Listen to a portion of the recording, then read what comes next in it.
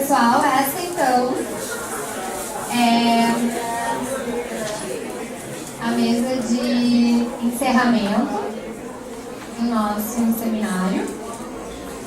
Agradecendo a participação de todos. E que bom que foi uma longa tarde e que tantas pessoas ainda estão aqui, apesar de adiantado da hora.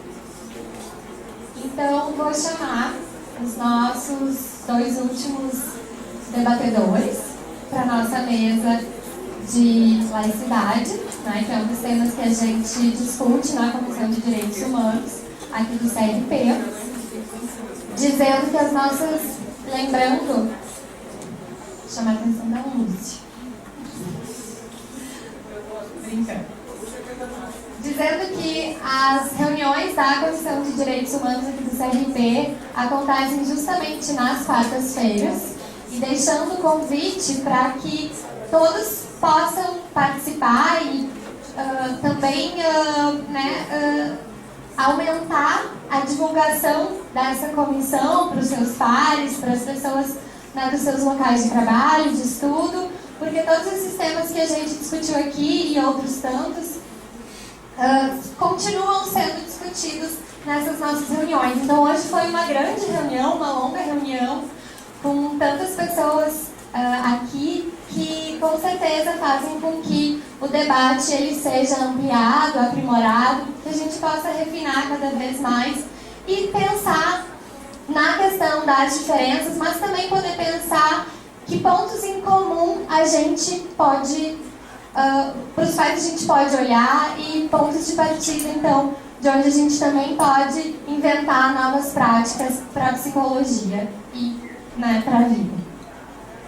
A nossa última mesa, então, se chama Pluralismo Religioso, olha que eu tenho isso, e Estado Laico, implicações para as práticas clínicas.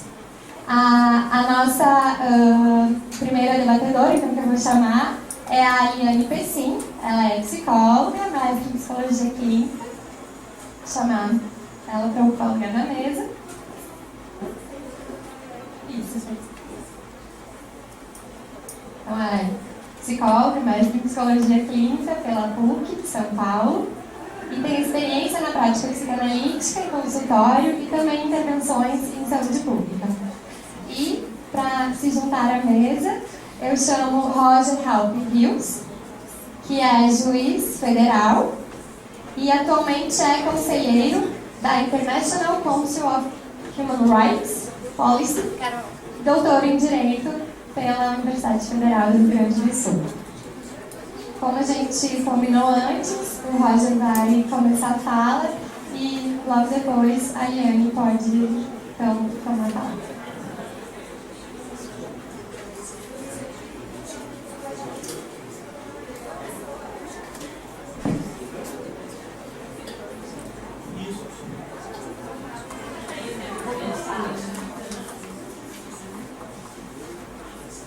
Bom, em primeiro lugar, muito boa tarde.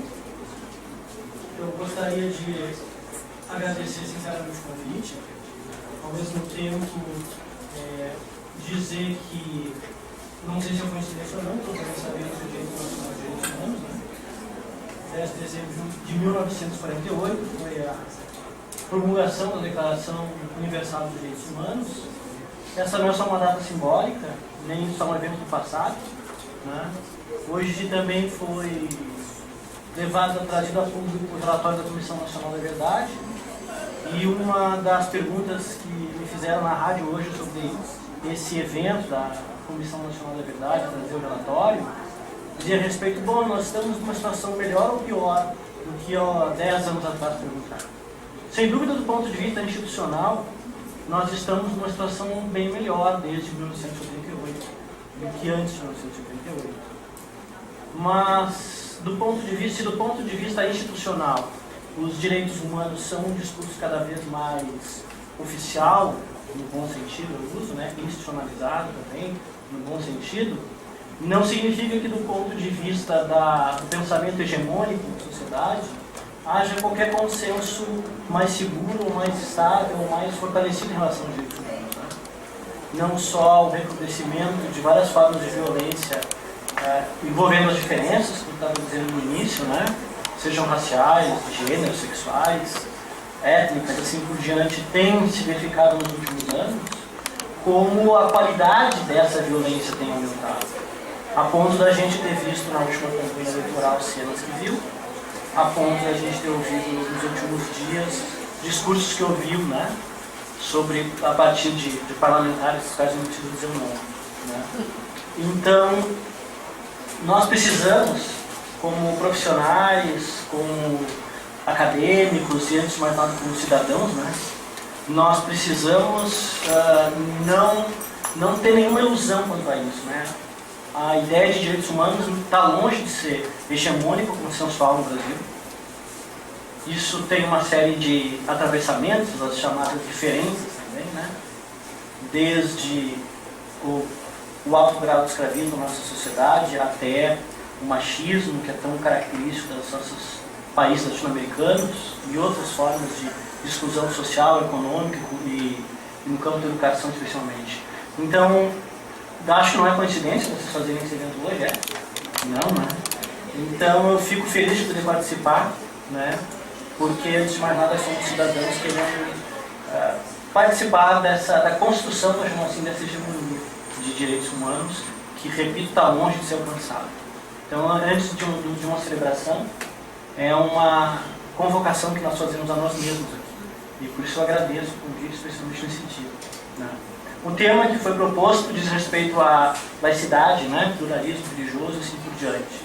Eu vou propor dois pontos para trazer algumas ideias e depois, se for do interesse de vocês participar, nós podemos conversar mais sobre essas coisas, né. O primeiro ponto é uma relação entre direitos humanos e religião, lá do censo.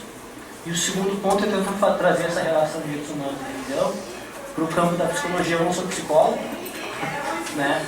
Apesar de conhecer várias, né? E de trabalhar perto em alguns momentos de iniciativas, de projetos, de psicólogos, mas quem vai falar aqui não é um psicólogo, né? De jeito nenhum.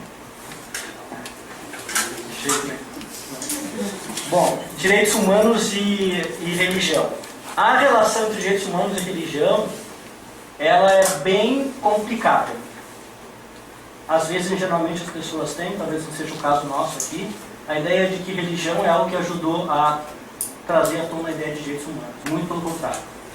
Religiões, ao longo da história, especialmente da história ocidental, foram lugares de intolerância, de exclusão. Foi o lugar onde nossa cultura ocidental, moderna e contemporânea, se disseminou a tortura, né? E isso é bem importante, ainda mais no dia como hoje, quando vem a público o relatório da Comissão Nacional da Verdade. Ao passo que a ideia de direitos humanos é uma ideia que surge muito em contraposição ao pensamento religioso, seja o pensamento religioso oficial, identificado com algumas monarquias absolutas da Idade Moderna, né, e da Idade Contemporânea, seja com relação a pretensões de igrejas. Pretensões de igrejas sejam as igrejas clássicas, digamos assim, né? Então, não só a Igreja Católica, mas o ramo clássico do protestantismo, né? Os batistas, os adventistas, os luteranos e assim por diante, né?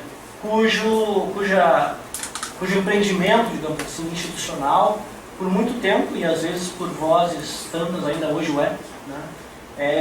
São de projetos que não tem nada a ver com direitos humanos. São projetos que se pretendem abrangentes, no sentido de trazer uma mensagem que valha para todos os âmbitos de esfera de vida das pessoas, da sociedade, na intimidade, na família, no trabalho e até mesmo na política. Então é um projeto de abrangência. E igrejas têm projetos, quando não raro, fundamentalistas, ou seja, se portam, não digo na esfera interna deles, das suas práticas privadas, porque ele faz parte dos direitos de liberdade de crença deles, mas se portam no espaço público como quem fosse detentor da verdade, como se fosse o dono da verdade. Isso no espaço público é incompatível com a ideia de direitos humanos. Como também, muitas vezes, igrejas têm posturas proselitistas, né? Vale dizer, disputam ideologicamente o vencimento das suas crenças mas não só pela vontade de anunciar boa nova, como diria um cristão, né? Mas mais do que isso, para colocar na esfera pública esses seus projetos abrangentes e fundamentalistas. A ideia de direitos humanos, como nós sabemos, é uma ideia nesse sentido oposta a isso, né? É uma ideia onde liberdade individual, igualdade de todos, inicialmente perante a lei, mas fiquemos por aqui por enquanto, né? Onde liberdades individual e igualdade são centrais. E nisso, né, a emergência do indivíduo não é por acaso, nós todos sabemos, se relaciona com as guerras religiosas, a ideia da modernidade, do individualismo, guerras religiosas, e aí sim nós podemos ver o germe daquilo que historicamente hoje nós chamamos de direitos humanos. Ou seja, dessa forma de ver, direitos humanos e religiões, pelo menos religiões institucionalizadas, elas se colocam em posições incompatíveis com relação ao seu desenvolvimento histórico, incompatíveis com relação ao seu projeto, incompatíveis inclusive com relação às posturas que as suas instituições tomam, né? Eu digo isso porque talvez seja só um lembrete para nós aqui. Eu falei da falta de um consenso na nossa sociedade da ideia sobre direitos humanos, né? E uma das formas que eu acho que esse consenso se manifesta é com essa pseudo-ingenuidade de que as religiões nos legaram os direitos humanos, a ideia de respeito ao indivíduo, a ideia de dignidade da pessoa humana e assim por diante. Não. A ideia de dignidade da pessoa humana que nós temos na modernidade, que nós temos na contemporaneidade, que é a ideia que está na Declaração de 48, não é uma ideia compatível com as desigualdades intrínsecas aos seres humanos que a maioria dos projetos religiosos traz, né? Basta pensar o sexismo inerente a quase todas as denominações cristãs, denominações religiosas cristãs, é totalmente incompatível com a ideia de direitos humanos. Vou ficar aqui só no sexismo, mas poderia usar outros exemplos.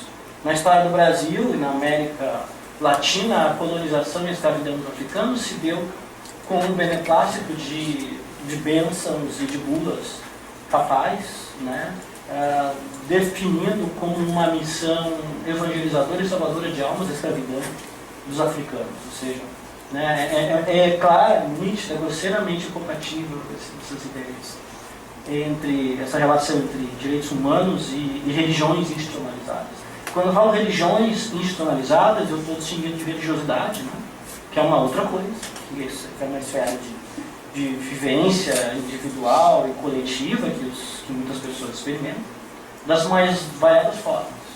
E essas experiências religiosas, essa religiosidade, tantas vezes se descola das instituições.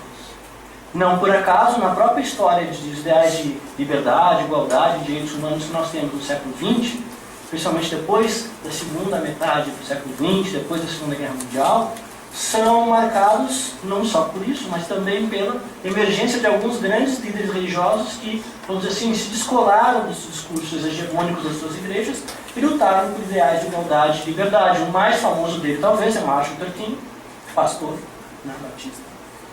E para nós não esquecermos aqui no Brasil, especialmente no dia de hoje, desse relatório da Comissão da Verdade, o quanto um bom e significativo setor das igrejas, especialmente da Igreja Católica, ligada à esquerda, à teologia da libertação, fez por combater a ditadura, né? E por salvar pessoas, inclusive fisicamente, né? Não só do ponto de vista político e ideológico, mas inclusive fisicamente. Então, vamos distinguir, claro, sempre aqui a institucionalidade religiosa, que é como se apresentam as religiões, né? Pelo menos nos aparatos ideológicos estatais da sociedade. Vamos distinguir isso da religiosidade que os indivíduos, que individual ou coletivamente possam ter. Bom, todos esses projetos de um projeto de abrangência, de possuir a verdade, de fundamentalismos e projetos de proselitismo religioso, eles carregam consigo uma moral, ou seja, uma visão do que é certo e o que é errado, o que é devido e o que é indevido a cada um em termos de direitos. Isso tudo disputa os conceitos que fazem o imaginário social e a partir dos quais, inclusive, as políticas públicas são organizadas. Um desses conceitos é o conceito de saúde. O conceito de saúde, longe de ser um conceito técnico, né? É um conceito neutro, ele é um conceito largamente disputado, basta ver a definição no campo do direito, dos direitos humanos, né, de saúde, a famosa definição da Organização Mundial da Saúde, que engloba uma certa perspectiva ali, nítida perspectiva de direitos humanos. Isso não tem nada de neutro, isso não tem nada de pacífico, né? Como vocês sabem muito melhor do que eu, essas idas e vindas de tentativas, até no Congresso Nacional, de derrubar resoluções aqui do Conselho de Psicologia, como, por exemplo, a orientação sexual, a identidade de gênero, essas coisas, mostram nitidamente na prática política cotidiana nossa, como não há nada de neutro nesses conceitos. E não são conceitos científicos. São conceitos políticos, no sentido que são conceitos negociados a partir dos padrões de convivência que nós construímos. Mais para um lado, mais para o outro, mas assim são. Então, conceitos de saúde, ou de felicidade, ou de bem-estar, ou de coisas assim que eu imagino muitas vezes as pessoas veiculam nas suas práticas de saúde, inclusive psicológicas, não são nada científicos, neutros, isso. Eu estava dizendo, essas igrejas, elas têm elas têm um projeto, elas têm uma visão moral, a partir do qual essas iniciativas de abrangência, proselitismo e fundamentalismo se colocam. Ao passo que no campo dos direitos humanos, esse conteúdo moral que existe, ele é muito mais, vamos dizer assim, ele é muito mais relativista, muito mais abrangente, muito mais democrático, né, e muito mais flexível do que os conceitos morais que vão trazer esses projetos religiosos, né. Então, essas disputas de moralidade, vamos chamar assim, elas se colocam claramente nessa relação entre direitos humanos e religiões, né. E a moralidade, qual é a moralidade dos direitos humanos nesse sentido, né? A moralidade dos direitos humanos, que não é nada divina, ao contrário, né? Ela é humana, ela é terrena nesse sentido, né? É uma moralidade que parte de uma certa ideia de indivíduo, que não por acaso surge mais ou menos no mesmo momento onde surge a psicologia como ciência, né? E essa ideia de indivíduo e de sociedade livre e igualitária, pelo menos inicialmente do ponto de vista formal, né, que já foi uma grande conquista se nós compararmos com o que era no antigo regime, antes da Revolução Francesa. Essa ideia então de liberdade, de igualdade, de moralidade, de dignidade, de reconhecer um valor a todo ser humano pelo simples fato de ser humano, de ser pessoa humana, né? Ela é uma ideia que se impõe, no nosso caso, quanto Estado democrático, em vários âmbitos. Eu gostaria de destacar dois. O primeiro âmbito é para encerrar essa minha primeira parte. E o segundo âmbito é para ir para a segunda e última parte. Vale dizer, o âmbito da relação, da esfera pública, da relação institucional do Estado e da sociedade democrática com as religiões. E aqui, então, vou falar um pouco desse primeiro âmbito e encerro essa primeira parte, onde a minha ideia é aproximar, contrastar, melhor dizendo, esses conceitos de direitos humanos e de religiões. E o segundo âmbito, que vai ser a segunda parte da minha fala, é no âmbito das práticas profissionais, das políticas públicas. Vou tentar pensar um pouco. Exemplo de saúde pública e psicologia, que é aquilo que eu disse, tentar pegar essas duas ideias contrastadas, direitos humanos e religiosidade, e aproximar da psicologia. Primeiro âmbito para encerrar a primeira parte, não sei se você está confuso. Primeiro âmbito para encerrar a primeira parte. Quando se fala em laicidade, então, é o nome que se dá do ponto de vista da filosofia política, da ciência política, da teoria do direito constitucional, das políticas públicas e assim por diante, para uma espécie de relação entre o poder político público, estatal, e as religiões. A laicidade, como nós sabemos, se contrapõe aí à ideia de Estado laico, se contrapõe à ideia de Estado confessional. E as grandes marcas desse Estado laico, uma metáfora que todo mundo conhece, é a metáfora do muro, né? É como se fosse um muro entre a política, vale dizer a política estatal, né, e a religião. Essa é uma metáfora que ficou famosa nos Estados Unidos da América, em discussões inclusive na Suprema Corte deles, mas que, curiosamente, não corresponde exatamente à ideia que a gente tem. Porque, normalmente, quando se fala do muro, se pensa assim, o Estado é neutro em matéria religiosa. E esse modelo, que é chamado modelo da neutralidade, a ele corresponde muito mais ao desenho político institucional francês do que o desenho político institucional estadunidense, que é um outro modelo que, em termos de que existem várias laicidades, né? Não existe uma laicidade só, mas os dois grandes modelos, assim, uma tipologia, grosseiramente, que podemos fazer, são dos modelos da neutralidade e dos modelos do pluralismo religioso, né? O modelo da neutralidade, que talvez essa metáfora do mundo fosse mais imediata para pensar nele, ele é o modelo mais forte, vamos dizer assim, do ponto de vista dessa separação. O modelo da neutralidade simplesmente é vedada qualquer tipo de aproximação ou de colaboração repito, de qualquer tipo, entre Estado e igrejas, entre Estado e religião. Vale dizer, o Estado se despe de conteúdos religiosos, de símbolos religiosos, de manifestações religiosas, de menção à religião.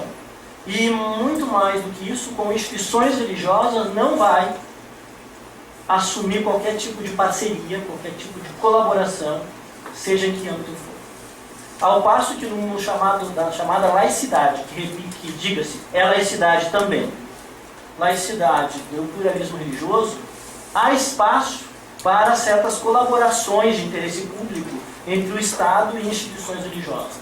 É o caso brasileiro. O Brasil, pela nossa Constituição e pela nossa história, salvo o primeiro momento ali da Primeira República, da Constituição Republicana de 1891, o Brasil sempre adotou o modelo da laicidade com pluralismo religioso.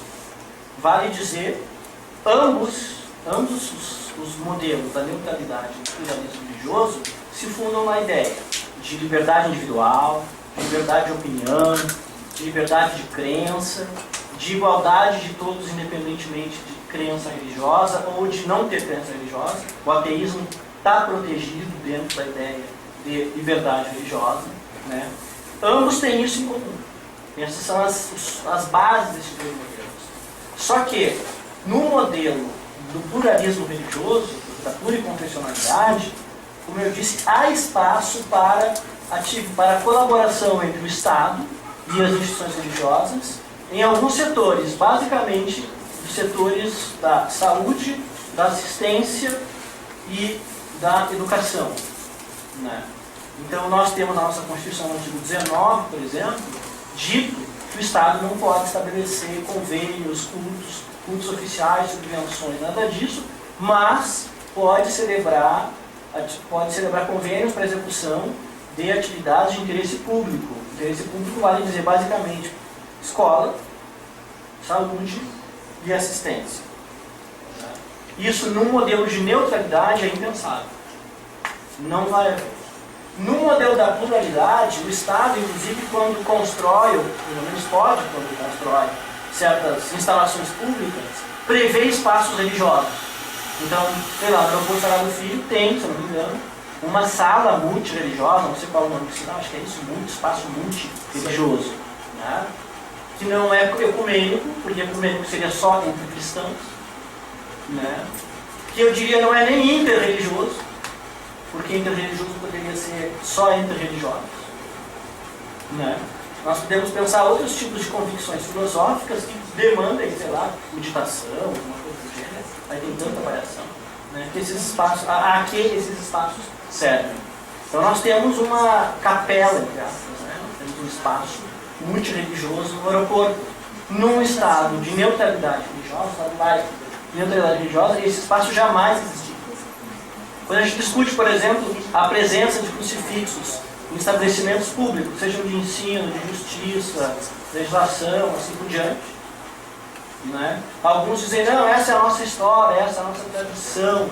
Um modelo neutro jamais admitiria qualquer traço, qualquer símbolo religioso. Talvez admita, e admite, num museu que conte a história cultural do seu país. Bom, é uma peça de museu. Não é uma evocação de qualquer religião. né? Num espaço num estado laico pluriconfessional, plurireligioso, alguém poderia imaginar a seguinte situação: não vamos ter só um crucifixo na parede do tribunal, nós vamos ter 50 símbolos religiosos, 50 denominações religiosas diferentes, né? Bom, é importante não confundir as coisas. Os estados laicos, ainda que de regime religioso, como estou mencionando, são estados laicos. Vale dizer, são proibidas, do ponto de vista institucional, a utilização de argumentos religiosos na esfera pública.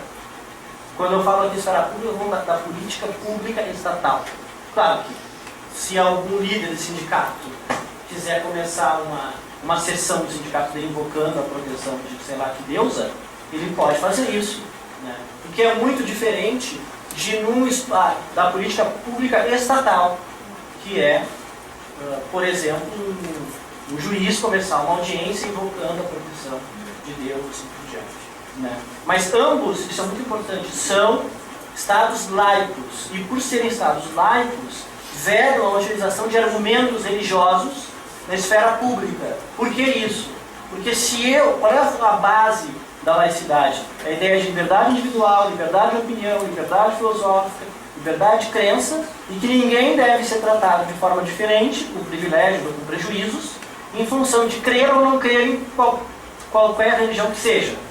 Se eu trago argumentos religiosos para a esfera pública, eu acabo com o debate público igualitário. Porque argumentos religiosos, por serem religiosos, são indiscutíveis e são inegociáveis. E argumentos indiscutíveis e inegociáveis são sempre argumentos excludentes, porque não permitem exatamente que as pessoas se incluam na discussão.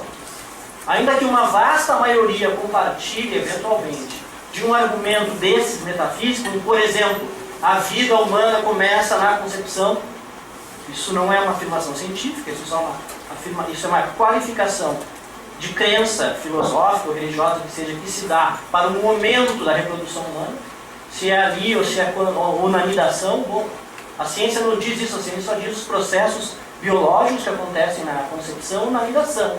Qualificar isso como vida, bom, isso já é uma posição filosófica ou religiosa, ou seja o que for, mas não é mais uma posição científica, né? Bom, se eu trago para a esfera pública um argumento religioso, ele é indiscutível. E quando eu trago um argumento indiscutível, como eu disse, eu excluo quem não tem a mesma fé metafísica, a mesma fé religiosa.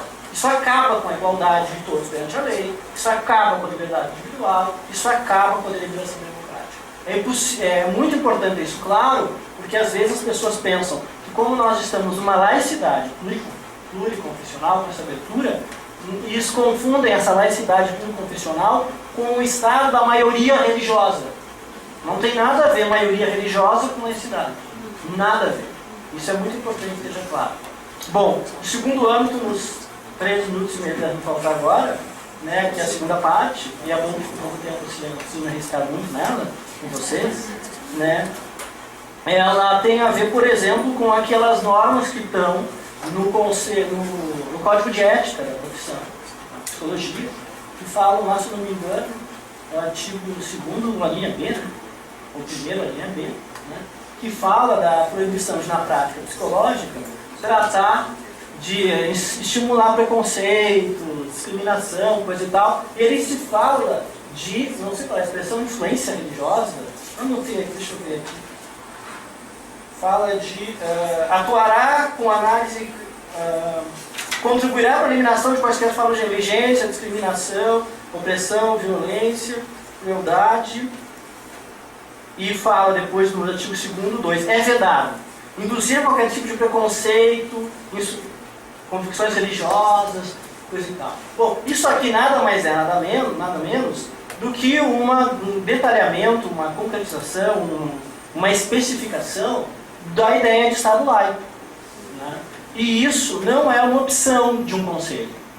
Isso não é algo que possa, nesse sentido, do ponto de vista constitucional e democrático, não é algo que possa ser votado por uma assembleia de profissionais, psicólogos ou psicólogas, ser revogado ou ser mudado. Bom, se não é observado, outra coisa, aí caberia até a ação disciplinar, evidentemente, né?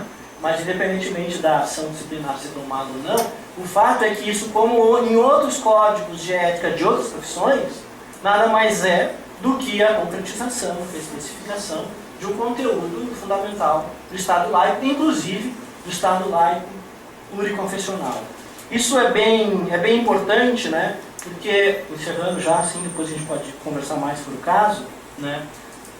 Vejam, todo esse horizonte, me parece, dos direitos humanos, certamente, e acho que da psicologia, se a gente pelo menos vê o momento em que ela nasceu, historicamente, é um horizonte que estava muito marcado pelo iluminismo, pelo renascentismo, pelo liberalismo, por aquela ideia de indivíduo, e era um horizonte que tinha um projeto, tinha mais do que um projeto, tinha uma crença mesmo, uma crença de um progresso, de uma evolução, de uma racionalidade dos indivíduos e da sociedade, num certo sentido. Tudo isso com um momento chamado pós, né? Pós-estrutural, pós-moderno, pós-religioso, pós-colonial, pós não sei o que, mas todos os momentos pós que nós vivemos, tem gerado, especialmente depois da queda do muro, né? uma experiência, um fenômeno político, mas também individual, né? de globalização com ódios, não só com surgimentos de minorias, mais e mais claramente, muitas vezes minorias étnicas, nacionais, religiosas, mas com um rechaço e com ódio inter-minorias, cada vez mais, essa ideia de perdas, de referências, coisa e tal. Se a gente pega tanto o vocabulário quanto as práticas jurídicas, me parece, e o vocabulário, as práticas psicológicas e da área da saúde em geral, essas ideias de normalização, atividade clínica, escolarização, preparação para a indústria, preparação para a sociedade e assim por diante, todas essas ideias estão muito arraigadas, todo esse discurso está muito arraigado porque vem desde aquele momento constituinte, não só da ideia de indivíduo que permeia lá na raiz esse ideal de direitos humanos, quanto da própria psicologia, né? E ter claro isso, né? Os referenciais são de igualdade, de não discriminação, de pluralismo e assim por diante, num contexto de Estado laico é muito importante, porque o que está sendo acionado para tentar, vamos dizer assim, reintegrar esses horizontes perdidos desse momento pós que vivemos, né? Muito é a prática religiosa, junto com o discurso, por exemplo, punitivista no campo do direito. Cada vez mais se pede um direito penal mais forte, mais abrangente. Veja o debate nas eleições sobre maioridade penal, quanto por discursos sanitaristas e moralizantes no campo das políticas públicas, da psicologia, da medicina, da biologia e assim por diante. Ou seja, nós estamos, se eu comecei dizendo que nós estamos longe de ter consolidado um consenso cultural sobre direitos humanos entre nós, parece que essa tarefa fica mais dificultada ainda, na medida em que o contexto global é um contexto que desafia isso mais ainda. Então, acho que nós temos em comum hoje, no Dia Internacional dos Direitos Humanos, olhando tanto as ideias do Estado laico, as práticas profissionais, por exemplo, do campo do bem, do direito, ou as práticas profissionais do campo da saúde pública, das políticas públicas, onde vocês atuam, né? E, olhando isso, né, com os últimos acontecimentos, nós temos uma tarefa muito grande, digamos assim, pela frente, e que, ao mesmo tempo que nos deixa preocupados, acho que pode dar sentido para aquilo que a gente faz e essa tentativa de pensar essas coisas, né? Eu agradeço e fico à disposição para nós conversarmos mais depois.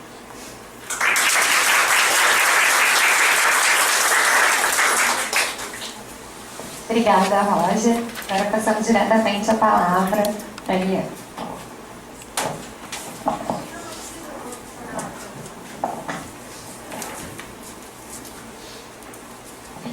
Bom, muito bom que fez todo esse pano de fundo, né? Agora eu já posso partir daí, né? Então, a princípio, eu quero agradecer pelo convite, né, de estar aqui com vocês para pensar a questão da laicidade da clínica, né? Eu sou psicóloga, cada vez me pergunto mais se quero continuar sendo, né? Acho importante dizer isso para vocês, né? E que vocês, de alguma maneira, podem compreender esse meu questionamento. Eu já me tornei psicanalista há bastante tempo, mas acho que uma coisa não exclui a outra, mas tenho pensado muito sobre essa sustentação desse discurso da psicologia em função de questões como essa que, de alguma maneira, eu vou tentar discutir aqui hoje, né? E que me colocam a pensar se tem como sair de um lugar disciplinar sendo psicólogo, né?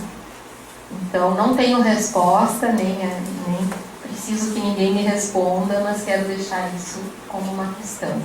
Mas fico muito feliz de poder estar aqui, encontro muitas pessoas que fazem uma trajetória comigo de tentar construir um trabalho na clínica que seja realmente um trabalho de sustentação de um sujeito que avance, né, e que seja cada vez mais capaz de fazer da vida aquilo que ele deseja, né. Então, eu reconheço aqui as carinhas de muitas pessoas que compartilharam comigo essa caminhada, fico muito feliz por estar aqui. Então, eu levantei alguns pontos para mapear um pouco o que eu penso a respeito desse tema. Vou levantar esses pontos e acho que seria bem interessante que a gente pudesse conversar bastante sobre isso, né? Eu não estou me propondo assim, a fazer uma palestra, né? A temática, eu tentei resumir a temática que me ocupa quando eu penso essa questão da laicidade clínica com o seguinte título, né? Laicidade clínica, formas de luta contra a sabedoria e a promessa, né? Então, eu acho que eu vou começar fazendo um caminho que vocês vão entender por que eu vou chegar na questão da laicidade como uma forma de luta contra a sabedoria e a promessa, e o que isso tem a ver com a clínica, e o que isso tem a ver com o lugar da gente enquanto alguém que faz essa clínica, né? Seja psicólogo ou não, né? Eu quero partir do princípio que toda psicologia social, né? Isso é um negócio meio chavão, assim, que a gente já... Mas vou dizer de novo, porque eu acho que nunca a gente deve perder isso de vista, né? Isso... por que eu estou dizendo isso? Porque desde lá, daquela clássica frase inicial da psicologia das massas e análise do eu, do Freud, né? Vai ter essa chamada para nós, assim, toda a psicologia social, né? Acho que não é só o Freud que diz isso, não interessa isso aqui, mas, enfim... Eu acho que o fato dele ter colocado aquilo naquele momento histórico, daquela maneira, quer dizer muita coisa, né? Então, se toda a psicologia social, desde aí a gente já está discutindo aquilo mesmo que construiu a psicologia, que é colocasse a questão do indivíduo, né? Então, se toda a psicologia social, nós já estamos discutindo se a gente está falando, então, de um indivíduo, né? Porque o indivíduo... Quando a gente fala de indivíduo, a gente de alguma maneira pressupõe, né, um indivíduo, né, aquele que não é dividido, aquele que é uma unidade, aquele que tem uma integração em si, né, e aquele que então está num lugar que está separado de um outro lugar, que é o lugar do social. Então tem um indivíduo do lado, a sociedade do outro, né, tem a pessoa de um lado, tem os grupos do outro lado, né. Tem as pessoas e as instituições, né? Então isso é um jeito de ver o sujeito, né? Então, não quero aqui ficar fazendo uma crítica apológica ao conceito de indivíduo, né? Porque o conceito de indivíduo, ele traz, né, com o iluminismo, bem como o colega falou, toda uma possibilidade da gente se tornar mais humano também, né? Então a questão não é do certo ou do errado, do melhor ou do pior, mas é de poder entender o que essa ideia então carrega para as disciplinas científicas que vêm daí, vem a psicologia como uma disciplina científica, né? Então carrega uma ideia de que o bom, então, ou o certo ou o normal, né? Então seria essa pessoa não dividida, integrada, né, não parcial, que teria uma relação razoável e civilizada com essa sociedade que é outra coisa, né? Que implicações tem isso, né? Isso aí é a negação do que eu falei antes. Então toda a psicologia não é social, né? Porque se a psicologia é a psicologia dos indivíduos, os indivíduos são separados da sociedade, então como é que nós vamos construir essa ideia? Não tem como, com a ideia de indivíduo não dá para construir essa ideia de toda a psicologia social. A não ser que a gente estabeleça uma relação muito simplória, né, que às vezes acontece nas psicologias, que é dizer assim, então somos uma tábula rasa e quando a gente nasce a sociedade nos traz uma série de coisas e a gente então se constrói a partir dessa sociedade. Né? Então o que eu quero dizer é que se toda psicologia social, a gente tem que pensar, né, esse sujeito a ser tratado, né, e eu estou usando a palavra sujeito porque é uma opção que eu estou fazendo aqui, né, como alguma coisa que não é o indivíduo. Né? Por quê? Porque se eu for pensar assim, eu vou ter que pensar que ou eu vou tratar alguma coisa intrínseca dessa pessoa, que então ele teria uma natureza que se desenvolve, que é intrínseca a ele, que eu tenho que então fazer uma ortopedia com essa natureza, né? Porque aí as pessoas têm uma natureza melhor ou pior, mais certa ou mais errada, então o clínico seria aquele que faria essa ortopedia, ou teria que então fazer todo um trabalho, né, na sociedade para que essa sociedade influenciasse essa pessoa a se tornar uma pessoa melhor. Né? Então essa seria uma outra clínica. Então, o que eu estou querendo dizer é que isso produz nas psicologias uma limitação muito grande do ponto de vista da clínica. Né? E não só do ponto de vista da clínica, mas do ponto de vista das ações, das operações, dos trabalhos com a psicologia. Isso faz com que a gente compreenda essa pessoa de uma maneira muito mais limitada, parcial, preconceituosa, né? Pouco relativizada. Então, isso, para mim, despotencializa a psicologia. Essa visão despotencializa, ela diminui a psicologia, né? Em vez de aumentar, de poder potencializar, né, essa prática, ela diminui essa prática. Então, retomando a ideia de que toda a psicologia é social e retomando a ideia de que se o sujeito se constrói sempre como uma possibilidade digamos assim, de expressão do outro que tem nele, né? Então a gente vai enxergar o sujeito como alguém que pode ser tratado, porque aí aquele que vai de alguma maneira se atravessar, né, nesse outro que tem sempre dentro dele, né, pode ter alguma possibilidade de produção de diferença, né? E senão não teria como a gente pensar o próprio tratamento psicológico, né? A não ser que a gente entendesse o tratamento psicológico, como muitos psicólogos entendem, como uma estratégia de aprendizagem, né? Então eu estou aqui para te ensinar como é que tu tem que ser, né? Eu vou usar uma série de estratégias para te tornar uma pessoa melhor, como se fosse uma aprendizagem. O tratamento, para mim, não é aprendizagem, né? O tratamento é uma transformação que pode passar, eventualmente, por inúmeros processos, como processo de aprendizagem, porque sabe-se lá como as pessoas se transformam, né? Mas que não é uma atitude intencional e operativa do clínico de dizer para aquela pessoa como que ela deve ser. Né?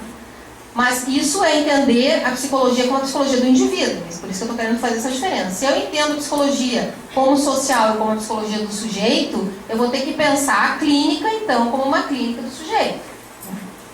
E essa clínica do sujeito, ela é muito diferente da clínica do indivíduo, né? Por que ela é muito diferente? Né? Porque ela vai sempre pressupor uma ignorância primordial. Né?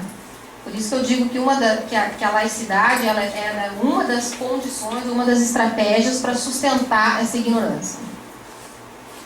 O que eu estou querendo dizer com isso? Que eu não tenho como produzir a clínica se eu acho que eu sei.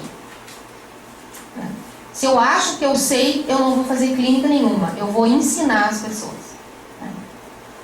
O pressuposto da clínica é a ignorância. O pressuposto da clínica é o não saber. Porque se eu sei, eu não tenho o que fazer ali. Né? Se eu, como clínico, sei o que está acontecendo ali, eu não tenho o que fazer ali. Porque eu não tenho o que escutar. Já está tudo sabido, já está tudo escutado. E aí, quem é que eu estou escutando? A mim mesmo. Né? E o pior é que eu não estou escutando nem a mim mesmo. Eu estou escutando alguma coisa que eu reconheço como a minha identidade, o que é muito pior. né? Porque se eu pudesse, assim, acessar, por isso a gente se analisa, né? Se eu pudesse acessar, né, aquilo em mim que não é tão identitário, aquilo em mim que me escapa, aquilo em mim que eu não sustento, aquilo em mim que me faz diferença, eu poderia até escutar de uma forma um pouco mais ampla esse sujeito que está ali comigo, né?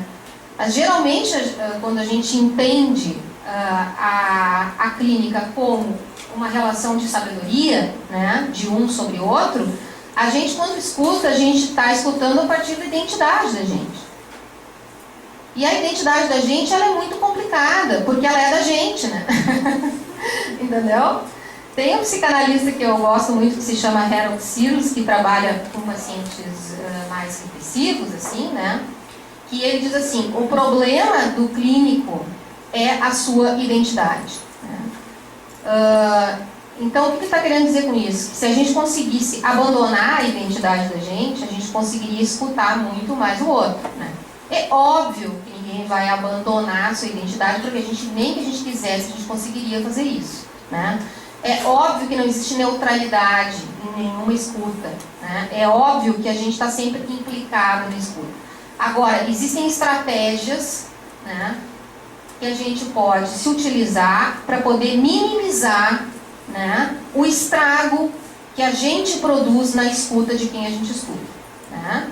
Porque sempre tem um grande estrago, né? Então a gente pode minimizar isso. Uma das formas que a gente tem de minimizar é tendo a grande noção de que a gente tem muita ignorância naquela escuta, que a gente não sabe nada do outro, né? E de que a gente não tem o direito de prometer nada para o outro, porque a gente não tem como cumprir essa promessa. O que isso tudo tem a ver com laicidade, né?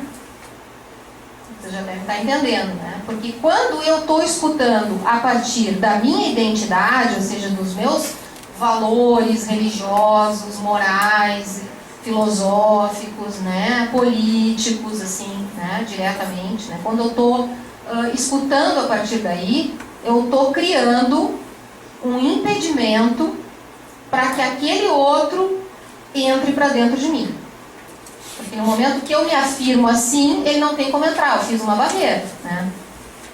No momento que eu posso suportar que o outro vai vir de uma maneira absolutamente inesperada, ou seja, eu não sei o que vai vir do outro, eu tenho como me abrir para essa escuta, eu tenho como colocá-lo em posição de poder fazer as suas relações com aquilo que ele está falando.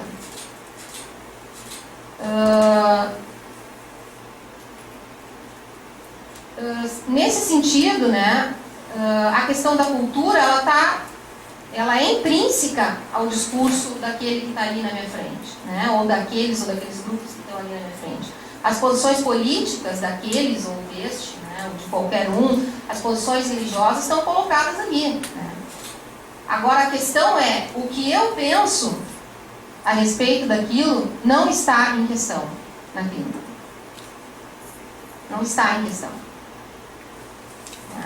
Então eu tenho que poder usar estratégias para me proteger do quanto eu vou invadir com a minha identidade. E me parece que a laicidade é uma dessas estratégias, né? Eu tenho muito claro que eu não vou usar o instrumento religioso como prática psicológica, é muito importante, né? Eu posso ter qualquer religião, qualquer crença ligada a qualquer instituição religiosa, política, etc e tal. Agora, uma coisa é uma coisa, outra coisa é outra coisa, né?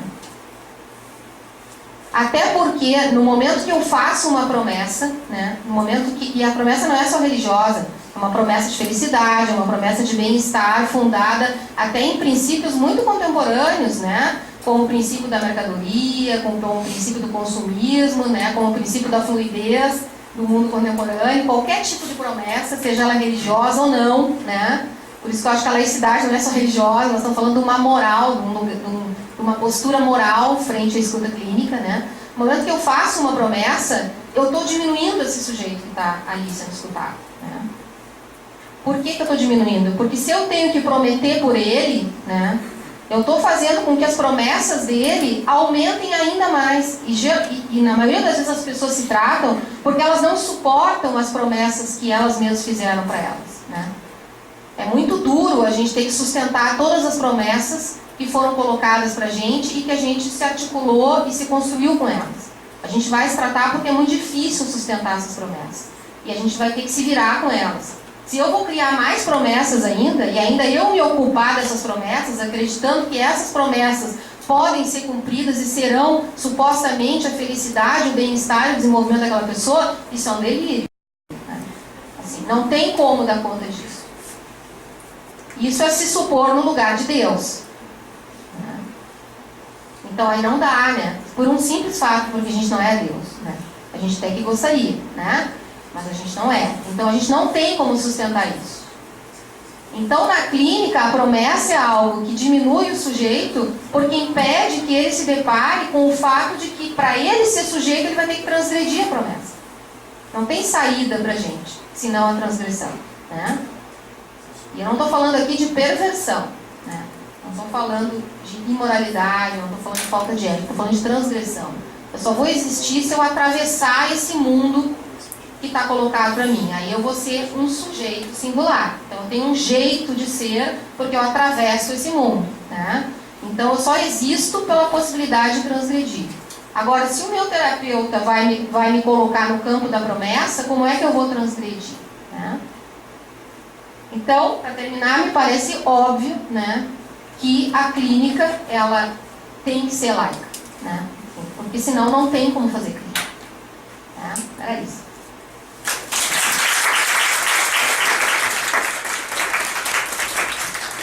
Obrigada.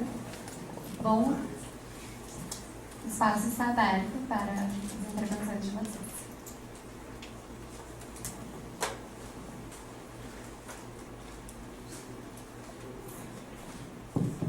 Boa noite. Acho que agora já é noite, talvez não. Primeiro, adorei ambas as falas. Eu vou... Até a pergunta eu vou fazer para os dois, porque mas parabéns mesmo, assim, a tua fala assim, é de um lugar que eu não conheço, eu não sou psicólogo, eu venho da filosofia, tem um diálogo maior com a tua fala. Eu vou fazer uma pergunta simples, e a gente está num nível um pouco teórico, mas e do lugar da filosofia, da política, do direito, também pode ser interessante para o pessoal da psicologia pensar. Então vou focar um pouco mais na tua apresentação, Roger. Gabriel,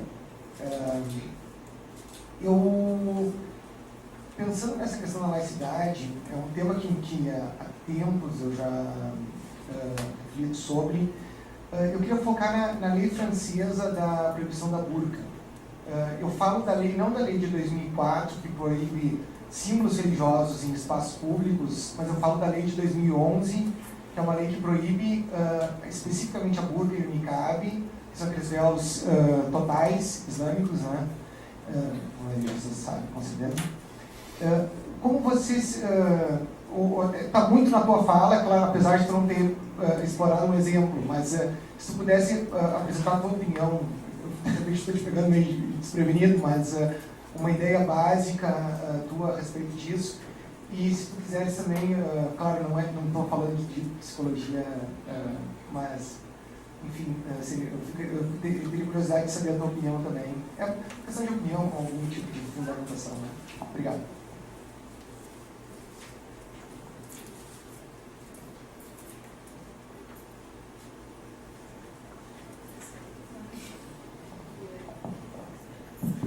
Oi.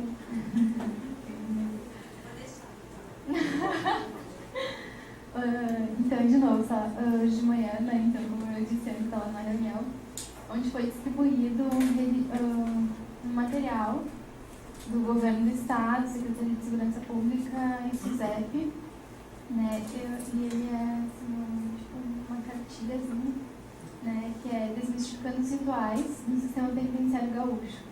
Ele é uma que trata da religião de matriz africana, né, isso aqui especificamente. E aí, quando eu recebi, eu disse, como assim, sabe? Como assim? O que é isso? Aí eu fui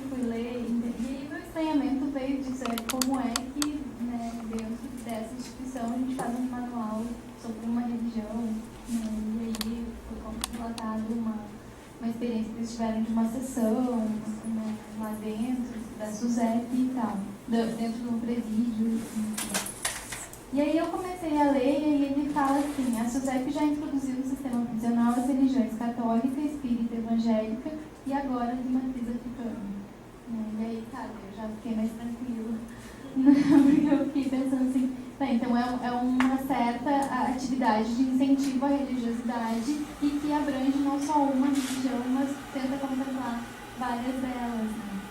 E aí, assim, queria, trouxe, que acho que é natural, não sei, acho que é novo, né? Não sei se isso costuma acontecer em outras entidades, assim, que trouxe um pouco para pensar, assim, e saber como é que vocês se posicionam com relação a isso, assim.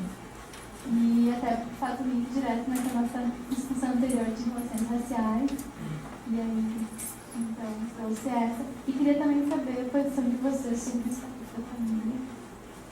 E a provocação hoje, não sei se você sabe disso.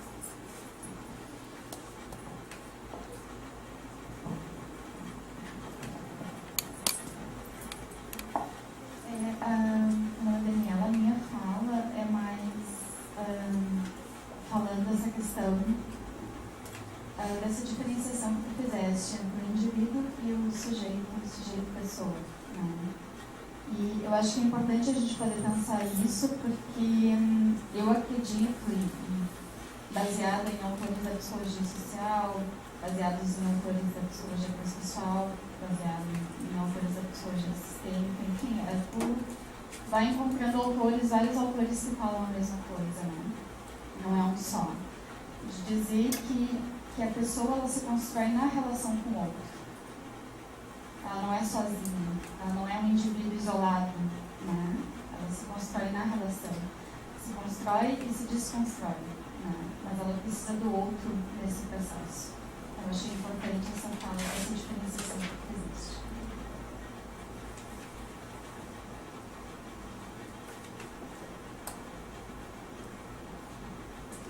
Então, parabéns ao CRP por essa última mesa, Roger, um prazer revê-la, Liane é minha professora.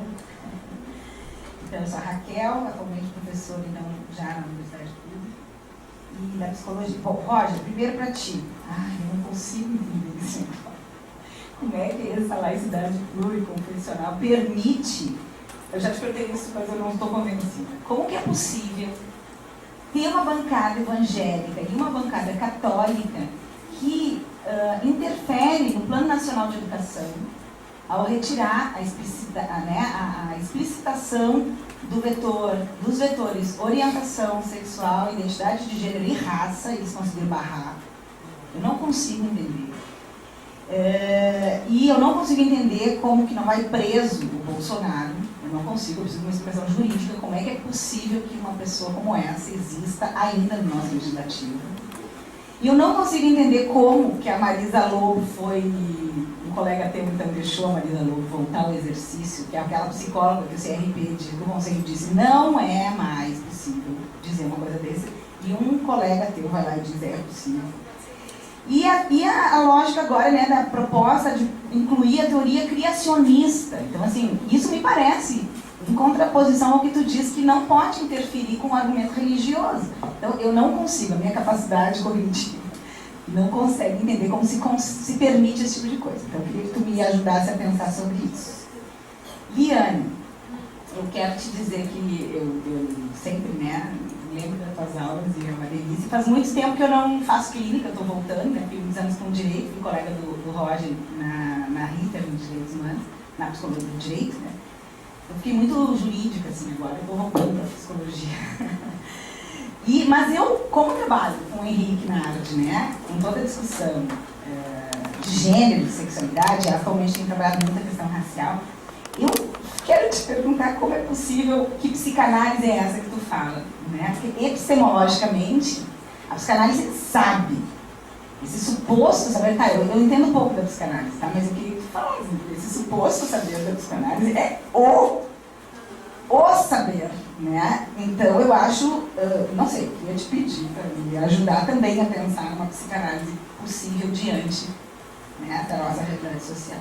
E, por exemplo, me veio uma provocação, que é uma provocação política mesmo, teórica, que tem a ver com o dia de hoje, né? Pensando na Cecília Coimbra, assim, se vai analisar, se canalizar um torturador e escutar isso de uma forma... Bom, terei minhas tripas, eu acho que eu sou um pouco clínica. Ou política demais, não me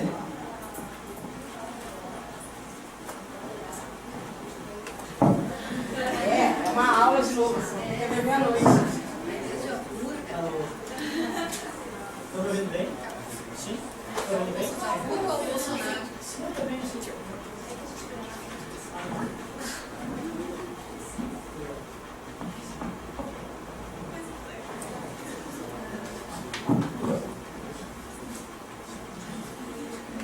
Bom, gente, muito obrigado pela participação, pelas perguntas.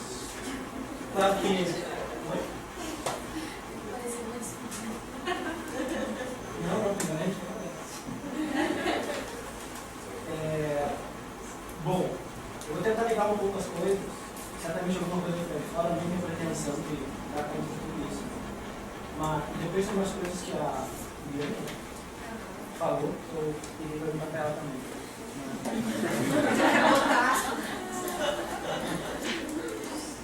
Mas vamos começar pelo teoricamente mais fácil, né? Que a Alessandra trouxe uma cartilha, se não me engano, uma nova instrução, sei lá, de divulgação da... Imagina ontem esse material, tá? Porque se o Estado democrático é laico, e se o conceito de democracia que a gente tem é um conceito muito ligado ao Estado laico, eu digo parênteses, eu digo muito ligado ao Estado laico, porque há Estados que não são laicos, que são confessionais e que são democráticos, como a Dinamarca, por exemplo, ou como a Inglaterra. São Estados confessionais, tem uma igreja oficial, mas são Estados democráticos, tanto quanto a gente pode entender a democracia no Ocidente.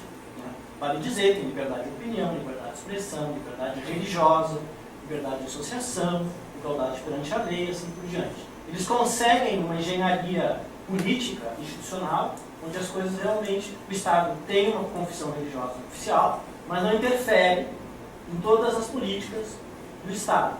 Né? A igreja anglicana, por exemplo, a chefe da igreja anglicana é a rainha, né? Para dar um exemplo.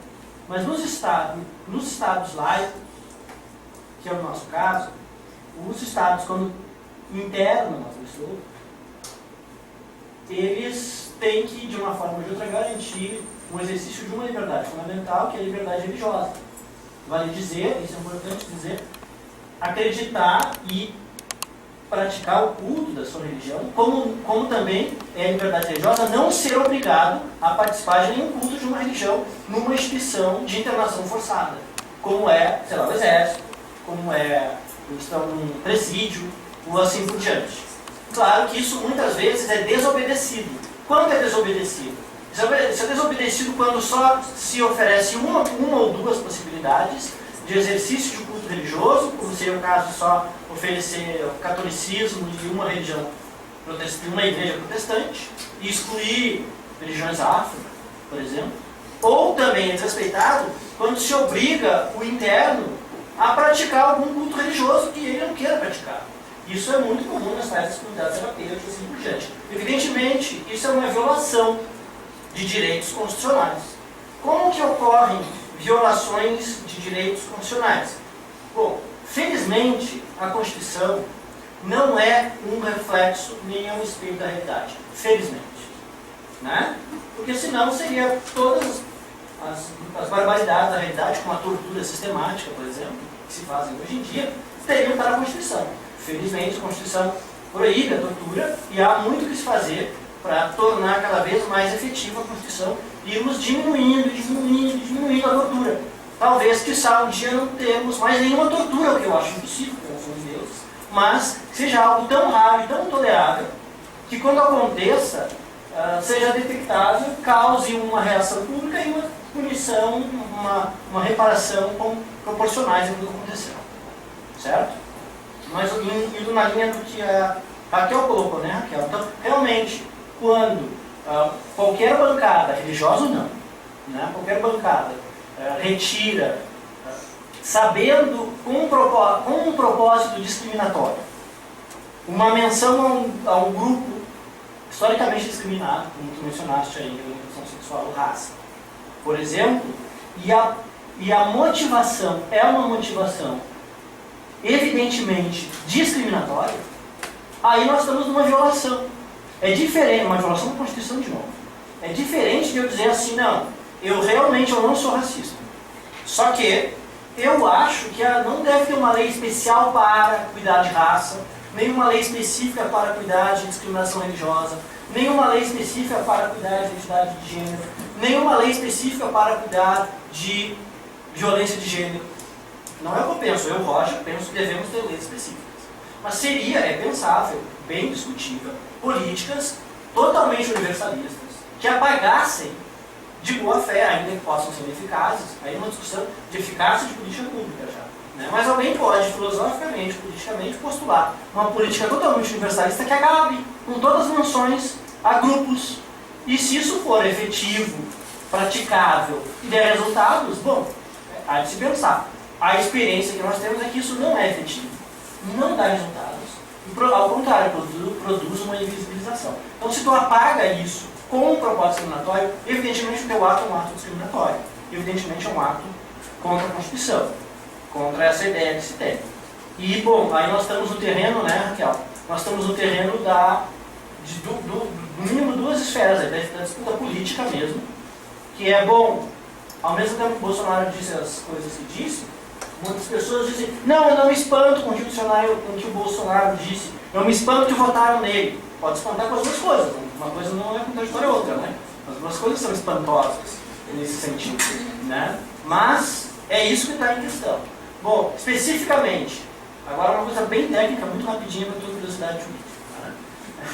Né? Parlamentares, quando cometem crimes para serem processados, têm que ter uma autorização do Congresso. Né? Por que se faz isso? Isso não faz por nada. Isso se faz porque governos autoritários costumam acusar parlamentares de oposição de crimes para tirarem eles do jogo político. Por um motivo é para proteger contra as ditaduras, é para proteger contra o autoritarismo. Se isso é mal usado, que é o caso, bom, temos que brigar para que não seja mal usado. O instrumento é uma coisa, se é mal usado é outra, como um serrote. Você pode usar bem ou mal. Né? Tem que os desculpem, mas tem que distinguir as duas coisas. Né? Bom, eu falei de dois tipos de políticas. Políticas universalistas e políticas que têm atenção para aspectos particulares e concretos, como, por exemplo, ter uma lei de violência de gênero. Então, é nesse debate entre políticas universalistas e políticas particularistas que se colocam muitas questões, entre elas, aquilo que eu acho que dá para ligar com o que o Gabriel perguntou. Né? Esse caso, há uma lei francesa que proíbe, na escola, né, espaços públicos e tal, proíbe a utilização de certa vestimenta religiosa que cubra o rosto, que cubra partes do corpo, que cubra o corpo inteiro. Isso foi, não sabe, né, Gabriel? Foi alvo assim, de uma polêmica intensa, não só na França, na Europa e no mundo afora. Né? Bom, isso chegou à Corte Europeia de Direitos Humanos, que é um tribunal muito respeitado, tem decisões muito interessantes, muito progressistas, vamos chamar assim, do ponto de vista de direitos humanos. Né? E o tribunal da Corte Europeia de Direitos Humanos disse que não viola nenhum direito humano, porque o Estado francês, por razões, diz o tribunal, da Corte Europeia de Direitos Humanos, de segurança, vem toda a coisa do terrorismo, dos árabes, do orientalismo, vem todo esse discurso que a gente ouve bastante.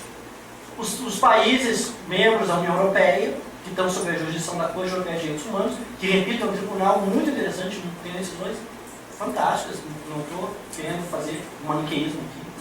Tomou essa decisão, que é uma decisão bem criticada. Né? Isso nos leva a essa questão da igualdade ou da diferença. Né? Aí a justificativa do Estado francês foi a seguinte: nós franceses tratamos todo mundo igual, não temos essa ter. Né? Então ninguém pode usar essa roupa. Eu não estou me importando se é muçulmano ou se não é muçulmano. É que ninguém pode. Claro que isso tem um impacto diferenciado e muito gravoso para um outro direito fundamental, que é a liberdade religiosa, dessas mulheres. Então, como resolver essa tensão entre igualdade e diferença? Está sempre presente, também não tem nenhuma forma, não tem nenhuma receita de bolo. tem uma frase famosa de um sociólogo famoso, agora do Santos, né, que diz mais ou menos o seguinte, né, olha, tratamento igual quando as diferenças são feitas para me oprimir. E tratamento diferenciado quando querem uniformizar tudo, e essa uniformização é feita para me invisibilizar, para acabar comigo. Então esse parece que é um bom resumo para o critério. Né? E aí a questão toda vai ser, será que nós proibiremos as religiosas católicas que usam, por exemplo, véus, de tirar as fotos nas carteiras de identidade, nas carteiras de motoristas com os véus, no passaporte? Eu estou contando um caso concreto. Tivemos esse caso no Distrito Federal, onde uma freira católica, de uma ordem que eu não me lembro o nome, cuja cabeça é bem coberta de véus, o hábito dela é esse. Né? Quando ela foi tirar a carteira de motorista, o Detran de Santa Catarina disse assim, não, tem que tirar o véu, porque senão não identifica pobre demais. Só fica fácil praticamente, a pessoa da cabeça está coberta. Né? Aí tem que tirar. Aí ela veio à justiça, certo ou errado, né? Ganhou o direito de usar o véu, o hábito, para tirar a carteira de motorista. Né? Alguém pode dizer, não, então isso aí facilita que ela mude o cabelo, que ela tire aquilo, que ela se maquie, que ela se fantasie, sei lá, e vai cometer um crime. Entende? Aí é uma questão de proporção. Isso, essa alegação ela é verdadeira? Isso de fato tem a ver com segurança ou tem a ver com discriminação religiosa, ou sexual, ou étnica, coisa do gênero? Então, me parece que é nesse contexto que essa questão aí se coloca. Né? Bom, agora já pegando a última, não foi para mim, mas aproveitando a pergunta da Daniela, né? E já entrando na pergunta para a Liane aqui. Né? Esses conceitos de pessoa e indivíduo, eles mudam conforme o campo do saber que a gente está lidando. A gente vai para o indivíduo e pessoa na antropologia, é uma coisa totalmente diferente do que vocês, evidentemente, estão conversando aqui. Assim como o indivíduo e pessoa no direito é uma coisa totalmente diferente. Né? Tanto que no direito nós temos pessoas que não são nem humanas, que não tem problema com as pessoas jurídicas. A coisa mais antiga, né, a pessoa jurídica, né, e não é uma pessoa humana, e é uma pessoa do direito. Tem uma ideia jurídica de indivíduo, aí tem, por exemplo, tem decisões do Tribunal Constitucional Alemão, que é um tribunal também muito prestigiado, de que qual é o conceito, olha que curioso assim, no bom sentido, qual é o conceito constitucional de pessoa, de indivíduo, a pessoa humana, tá? De indivíduo. Não é o indivíduo isolado, é o indivíduo também na sua faceta comunitária, porque tem um dever de solidariedade. E solidariedade aqui no direito não tem nada a ver com afetividade, com função, com sentimento, com amor, não, graças a Deus, não tem nada a ver com isso. Solidariedade no direito tem a ver com deveres para com o seu grupo, a sua comunidade, a sua cidade, o seu país. São deveres, são questões racionais, não sentimentais, não pulsionais, não afetivas, né? Então, é muito interessante que a gente faça essa separação desses diversos conceitos de pessoa e de indivíduo para evitar perigos como esse, por exemplo. Esse projeto, Estatuto da Família, esse projeto do Estatuto da Família, tanto quanto me parece, são bem diferentes, mas tem um fundo comum, entendeu bem? Tem um fundo comum tão perigoso que é o mesmo fundo comum do tal do projeto do Estatuto de Diversidade Sexual. Qual é esse fundo comum perigoso que é comum aos dois? Para falar alguém, como assim? Uma coisa não tem a ver com a outra. Não, tem um fundo comum. Qual é o fundo comum? É que na sociedade política, e o direito tenta, de uma forma regular e dar conta disso, é que na sociedade política, sentimentos, amores, afetos devam ser decisivos para as posições jurídicas, para os direitos e para os deveres. Por quê? Nada. Não, tem, do ponto de vista jurídico, do ponto de vista do individualismo, nesse sentido, no bom sentido, não no sentido pejorativo do termo, né, da sociedade moderna, dos indivíduos, no ponto de o que tem que ter relevância é a vontade. Não, eu quero me envolver com uma pessoa, eu não quero. Bom, se eu estou me envolvendo porque amo ou porque eu odeio, se eu estou me envolvendo porque eu acho que eu tenho um cargo que eu tenho que pagar com essa pessoa, se eu estou me envolvendo porque eu quero dar um golpe, ficar rico, coisa muito comum nos casamentos, né? Se eu estou me envolvendo porque eu não consigo transgredir esse sonho, essa promessa individual, e eu estou condenado pela minha história passada, esse casamento, coisa muito comum também, né? Se eu quero me envolver com isso, bom, envolva-se. Né? Ou seja, esse estatuto da família, tanto quanto esse tal projeto de estatuto sexual, eles carregam as tintas em promessas, digamos assim, totalmente irracionais nesse sentido. E aqui eu não quero ser assim, ingênuo de um racionalismo assim, idealista, assim, tá? Mas irracionais em que sentido? Racionais que não, é a promessa é a ideia, é a verdade religiosa ou biológica sobre a família, isso não existe. Isso não existem verdades na democracia, verdades absolutas. Né? Ou é, aspas, a verdade do afeto, do sentimento, uma afetividade, essas coisas que estão dizendo. É o mesmo fundo, e vejam o que ele dá. Dá em projetos que dos dois lados, para os dois polos proponentes, são projetos incompatíveis e inegociáveis. Né? Bom, e nesse ponto de vista, assim, agora terminando minha fala, conversando com a Niane agora, né? No direito, claro que o direito trata basicamente de litígios entre indivíduos e grupos, não dos litígios do indivíduo que se mulher, claramente. Mas nesses litígios dos indivíduos entre si e com grupos entre si, né, tem a posição do juiz, que é a minha prática profissional, que diz assim, o juiz ele tem que ser, ele é imparcial, ele é neutro, o que ele é nessa história? Né? A gente que trabalha com direitos humanos nessa área, a gente tem uma coisa bem clara. Não pode, não deve e não é ser neutro. Porque direitos humanos não é um referencial neutro. Direitos humanos é um referencial substantivo, não neutro. Que substantividade é essa? Né? Bom, nós temos um conceito de Estado democrático de direito, que não é só a vontade da maioria, mas que também são alguns pontos de substância, como por exemplo, dignidade da pessoa humana. O que é isso? Nada religioso. Eu estava falando nisso, não vamos entrar na conversa de a religião que criou os direitos humanos, o oposto disso. Né? A ideia clássica, até kantiana, né, de dignidade humana, é não instrumentalizar, não coisificar. Né? O sujeito ser, na medida do possível, cada uma das suas limitações, mas na medida do possível ser autônomo nos seus próprios projetos, nas suas próprias escolhas. Essa é a ideia básica. Bom, então, me fico imaginando, Diane, tanto o juiz, quando ouve, e aí eu estava pensando na Raquel, nós, muitas vezes, como juízes, temos que ouvir relatos do Estado tentando defender tortura. Não foi bem assim, não foi tanto, não foi bem isso, foi o que aconteceu, não tem prova. E, quiçá, às vezes, os próprios envolvidos direto ou indiretamente na tortura. E claro que para quem não é neutro e não pode ser, isso não é devido e nem um exercício fácil. Agora, uma coisa é não ser neutro, outra coisa é ser imparcial. Aí eu fico me perguntando, então o sujeito vem, o sujeito cometeu tortura, vai ser condenado. Agora, sendo imparcial, vamos ouvi-lo, vamos levar dentro do possível, fazer esse esforço, né, de levar a sério, honestamente, o que ele está dizendo. Talvez não seja bem tudo aquilo que falaram, entende? Talvez não seja nada aquilo que falaram.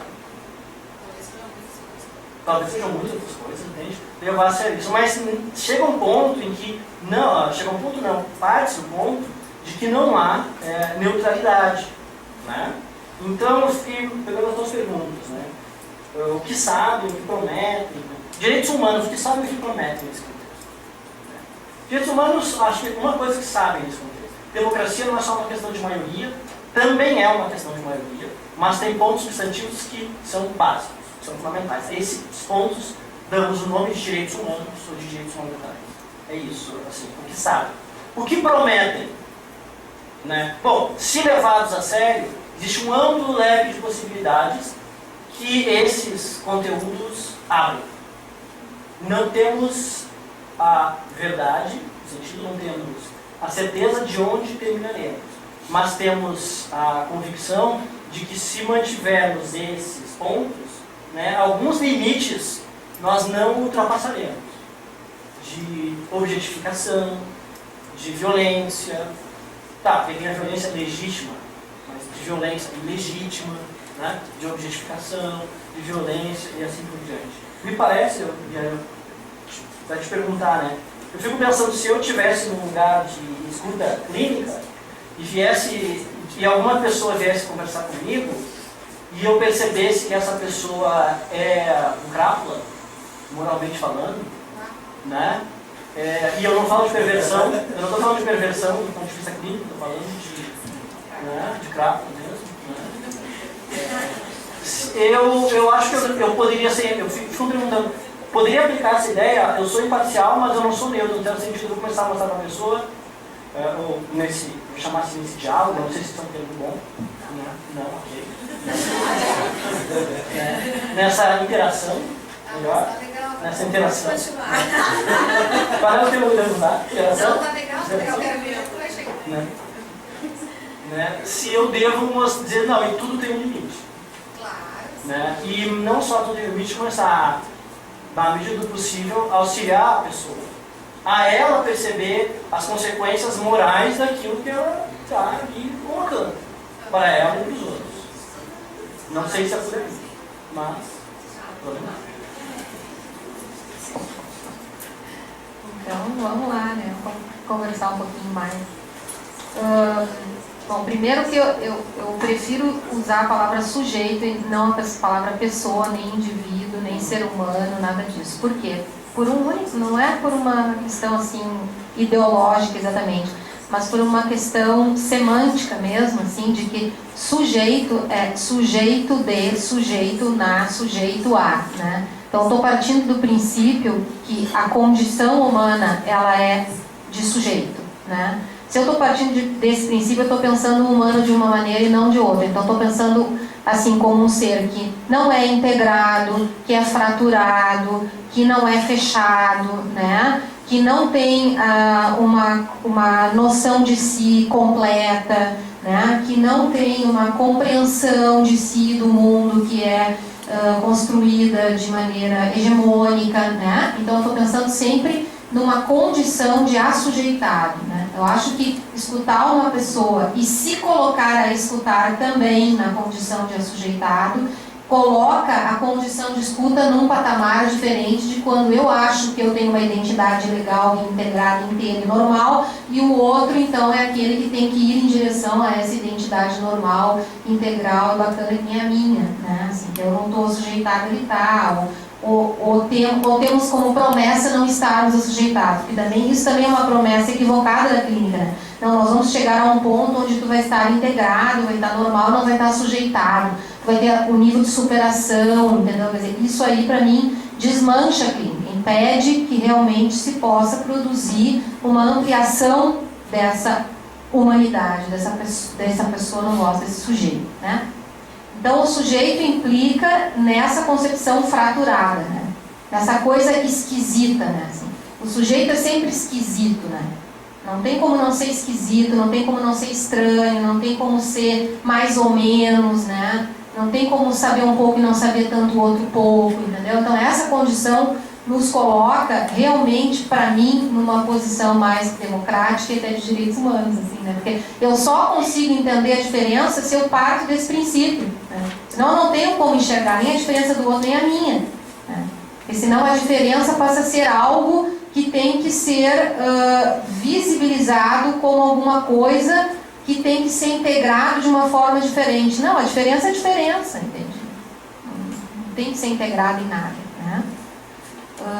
Então, acho que a questão do sujeito, para mim, é essa. Em relação ao suposto saber da psicanálise, né?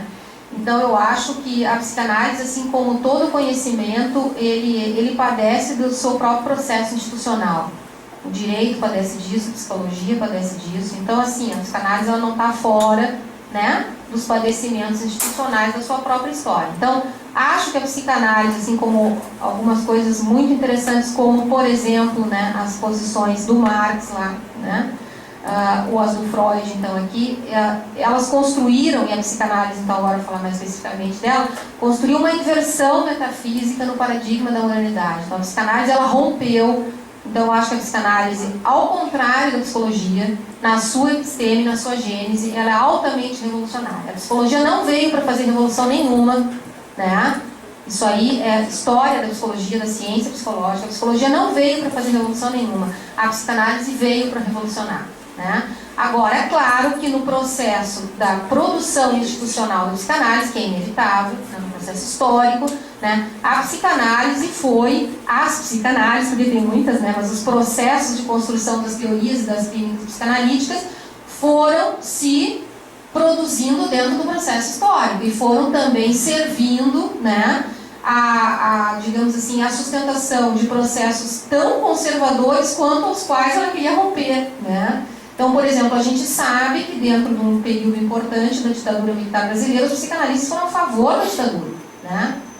Então, assim, isso aí não dá para esquecer, né?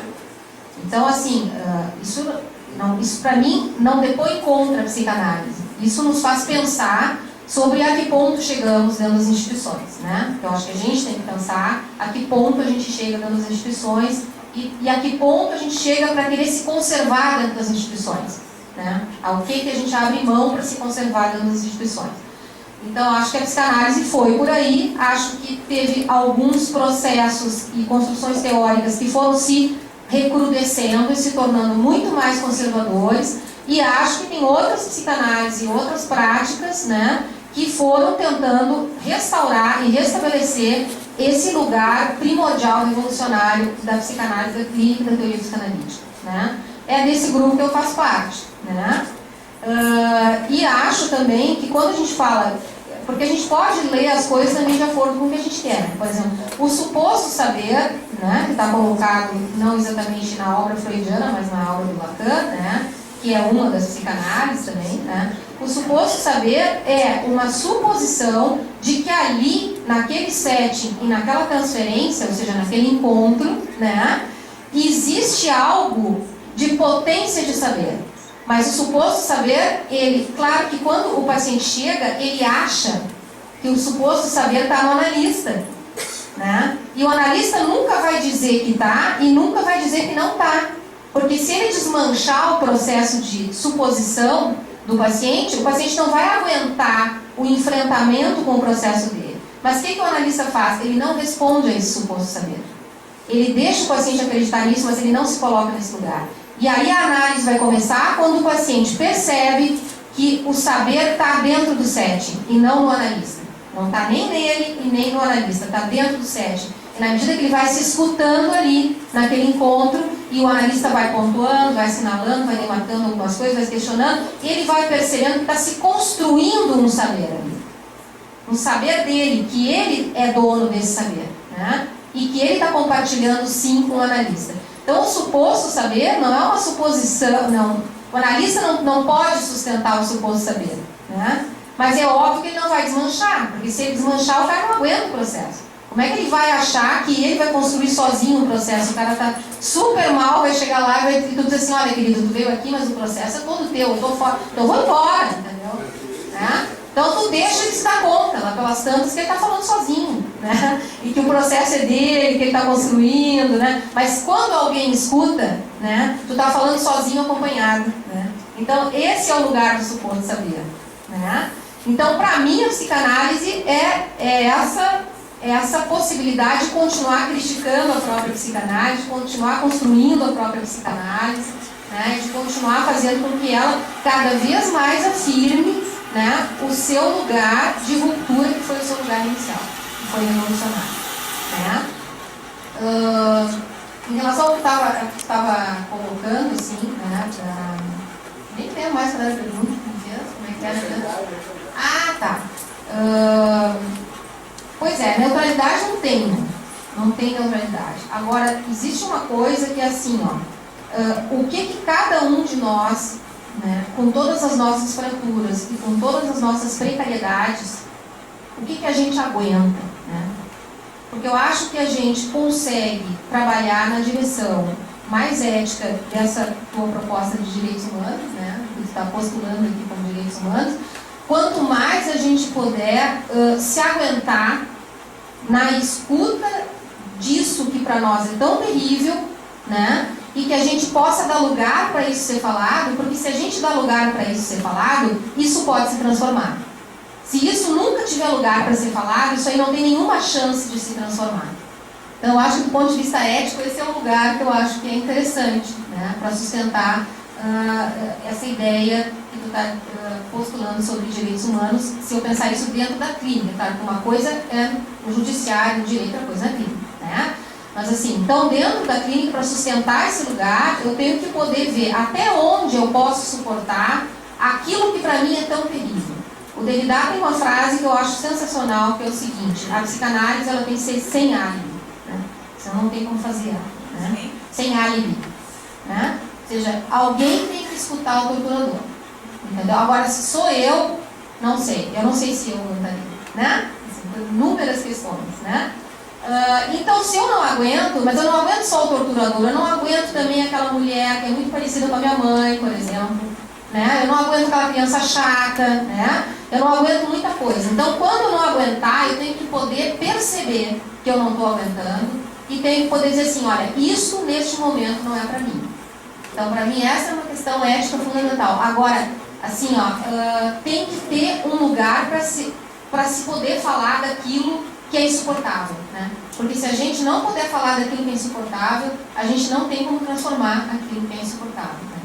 E aí tu tem toda a razão quando tu fala de que se eu puder suportar esse torturador, essa pessoa tão terrível, esse sem vergonha aí, né? É óbvio que nesse lugar que eu vou escutar, ele vai, digamos assim, se deparar com esse outro que está ali na transferência, que sou eu, e que tem limite também, né? E que vai poder dizer, bom, isto que tu fala, ou isto que tu me propõe, chega em mim dessa maneira, né? E eu consigo escutar até aqui, né? E eu consigo dizer o quanto isso que tu fala é algo que devora as pessoas, é algo que invade as pessoas, é algo que destrói as pessoas. E é nesse lugar que tu está falando. Eu vou dizer isso para ele, certamente. Entendeu? Agora, o que isso vai produzir, quanto tempo vai levar, se ele vai conseguir acessar isso, se ele não vai conseguir, bom, isso, aí eu não sou Deus, aí eu não controlo. E como, graças a Deus, eu não sou juiz, porque eu acho que essa é a diferença, né? Eu não tenho que julgar ele, né? Então, para mim, isso é um alívio, porque eu não queria ser juiz nunca, entendeu? Porque eu acho que o lugar é muito difícil esse lugar, né? É muito difícil e é um lugar muito importante, é um lugar fundamental na nossa sociedade, mas é difícil. Então eu prefiro ser psicanalista, entendeu? Porque aí eu consigo cumprir com essa parte do trabalho, que não é a parte do juiz, né? Eu acho que isso é legal, que não é a parte do juiz, essa parte do trabalho que é poder dar espaço para toda essa coisa tão horrível poder ser transformada num campo que é o campo da intimidade de uma pessoa, né? Mas que isso também tem que existir, né? Não dá para prescindir nem do lugar nem do outro e nem achar que esses dois lugares eles podem ser atravessados, porque não podem. Nem eu como psicanalista tenho que ser juiz e nem o juiz tem que ser psicanalista, né? Porque senão vai dar tudo errado, né? Mas então acho que é para isso. Fazendo uma brincadeira, assim, tentando falar sério. Você julga brincando, quando falam assim, o sujeito, você julga os outros, né? Aí eu digo, não, nunca julgo ninguém, eu julgo os atos dos outros, que é uma coisa muito diferente. Julga se certos atos violam a lei ou não, o que não é fácil, o que algumas vezes é dramático, como disseste, mas é muito diferente de dizer, vamos verificar se tal ato violou a lei ou não, de vamos definir a subjetividade, a condição humana e assim por diante. Quem é essa pessoa? Isso é, entre aspas, fácil de dizer, e acho que logicamente claro de distinguir, mas vive se encontrando. Acho que o ponto, a experiência que me vem à mente, mais nítida e mais terrível, que envolve direitos humanos, justiça, psicologia e políticas públicas, é, por exemplo, os laudos de periculosidade dos manicômios judiciários. Os laudos de periculosidade no manicômio judiciário... Oi? Nessa hora vocês falaram disso. Vocês sabem o que isso diz. Vocês sabem o que isso significa, né? Como o próprio nome diz, isso é uma previsão, aí, isso é interessante, é uma previsão de futuro de periculosidade. Então não se julga os atos cometidos, mas os possíveis futuros atos, se sabe-se lá, Deus agora, né? Se vão ser ou não cometidos algum dia, de que jeito. E isso junta essas duas formas de assujeitamento, né? Que às vezes eu digo brincando, se eu tive alunos de direito no início do curso, ou no segundo semestre da graduação, brincando, na provocação, falo para eles comparando o poder do juiz com o poder do psicólogo e do psiquiatra. Por exemplo, um juiz, para mandar alguém para a prisão, tem que receber uma denúncia, ouvir a defesa, produzir provas, fazer uma sentença, tem recurso, tem advogados, tem Ministério Público, tem opinião pública, tem uma série de coisas para ver. Tem uma lei que determina uma dosimetria para as penas, para as sanções, não é qualquer dosimetria, isso tem limites, e assim por diante. Um psiquiatra, ele chega e diz assim, não, esse está louco, vamos, camisa de força, remédios, internado, até quando não sei. Próximo. Brincando, né? Eu digo, isso sim é um exercício de poder. Né? E isso é um efetivo exercício de poder, porque não tem contraditório, não tem advogado, não tem publicidade, não tem provas, não tem recursos, não tem opinião pública, não tem defesa, não tem prazo. Mas que mandou psiquiatra. Oi? Mas teve um juiz. Nesses processos de assujeitamento, que exatamente essas instituições elas se interpenetram e atuam conjuntamente, ó, nós todos sabemos disso.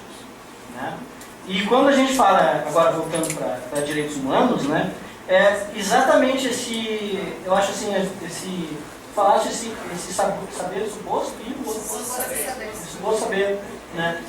Eu imagino, quando eu começo, eu acho, aspas, brincando também com a nossa conversa aqui, muito mais confortável eu ter um paradigma, como uma lei, como uma Constituição, que diga para mim, porque eu não conseguiria ser psicólogo, não ser psiquiatra, seria demais para mim. Eu não conseguiria viver sem uma profissão, sem ter esse paradigma, que pelo menos eu digo, olha, não pode torturar. Isso eu sei.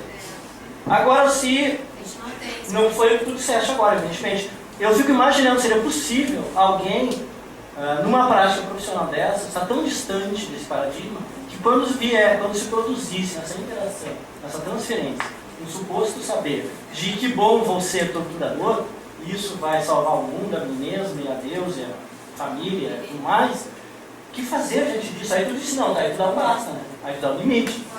Eu acho que é isso que a gente tem que deixar claro. Então, quando vem alguém ali, essa Marisa Lobo, Marisa Lobo, seja quem for, que claro, não é uma torturadora, só porque é o nome, né?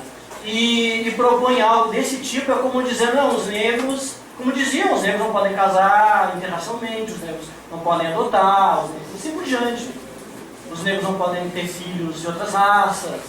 Se dizia nos anos 50, pouquíssimo tempo atrás. Né? E a gente sabe, historicamente, a briga política que foi na APA, lá nos Estados Unidos, coisa e tal, todas essas questões para serem superadas. Brigas políticas. Acho que isso é uma coisa dos direitos humanos e que é comum, né, nesse sentido, a psicologia. Né? A gente não tem certezas. Pode ter limites. Ter limite é uma coisa, ter certeza é outra. Né? A gente não tem certezas. Isso é da vida democrática, isso é tremendamente angustiante, porque isso nos faz como sociedade, nos confrontarmos diante de nós mesmos com as nossas potencialidades divinas, aspas, e monstruosas, e infernais. E a gente fez o que fez ao longo do tempo. Né? Então, acho que por isso também tanta gente talvez não entenda, não consiga, pensando como leigo, tá? Não consiga entender a psicologia, a psicanálise, o que for, de uma forma que não seja um consolo, um amortecimento, um disciplinamento, uma normalização, porque fica insuportável nesse sentido. Assim como as pessoas fogem da democracia e fogem dos direitos humanos e da laicidade, porque direitos humanos e laicidade significa dizer nós estamos no timão do barco. Nada é garantido e nós não sabemos para onde vamos, se é que tem que saber para onde se vai. Na verdade, não tem que se saber para onde se vai. Né? Então, acho que esse é um ponto comum e que mostra a necessidade de limite. Né? Falando em limites, temos a questão do tempo, mas quero, antes de finalizar, agradecer muito a presença de todos vocês que enriqueceram essa conversa, agradecer muito ao Roger e à Liane e dizer que eu me sinto honrada de ter estado ao lado de vocês com falas tão qualificadas e explanações que realmente fizeram com que se pudesse, eu me senti conduzida, né, pelo que vocês estavam falando e desde o início do argumento, né, uma construção que eu acho que nem sempre é tão fácil para a psicologia, e acho que vocês fizeram de forma brilhante. Então, encerro a mesa e convido novamente a todos que puderem, quiserem e entenderem que é preciso fazer possível a sua participação na Comissão de Direitos Humanos aqui do CRP. São todos bem-vindos, bem-vindas e juntem-se a nós.